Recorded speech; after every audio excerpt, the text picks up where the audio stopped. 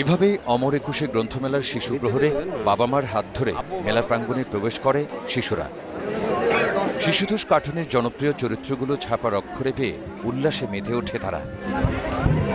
বই কিনেছি আর সিসিমপুর দেখেছি, ভালুকের গল্প পড়ছি, রাজা রানীর গল্প পড়ছি, আই বৃষ্টি ঝেপে ঠান্ডা মেপে। শিশু কিশোরদের কেউ কেউ প্রথমবারের মতো বইমেলায় আসায় একটু বেশি আনন্দিত। অনেকগুলো বই কিনে তারপর ওগুলো পড়বো। সায়েন্স ফিকশনের বই কিনেছি, জাফর ইকবালের অনেকগুলো বই কিনেছি, আর আর্টের বই।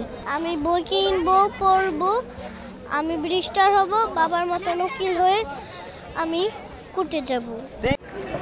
বই পড়ার প্রতি আকৃষ্ট করা ছাড়াও নাগরিক জীবনের সংকীর্ণতা দূর করতে গ্রন্থমেলা ভূমিকা পালন করছে বলে জানালেন অভিভাবকরা। বাচ্চাদের বই কেনার আগ্রহ তৈরি করাটাই মূল উদ্দেশ্য আর কি। এখানে এসে বাচ্চাদের এটা দেখে অনেক ভালো লাগছে।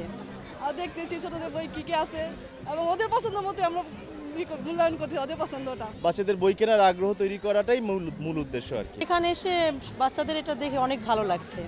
আর দেখতেছি ছোটদের বই কি কি আছে এবং ওদের পছন্দ মতো আমরা মূল্যায়ন করছি ওদের পছন্দটা।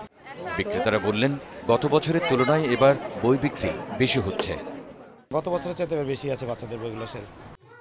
এদিকে গান কবিতার আসর শিশু প্রহরে যোগ করে ভিন্ন মাত্রা। তৌহিদ রহমান, একুশে টেলিভিশন, ঢাকা।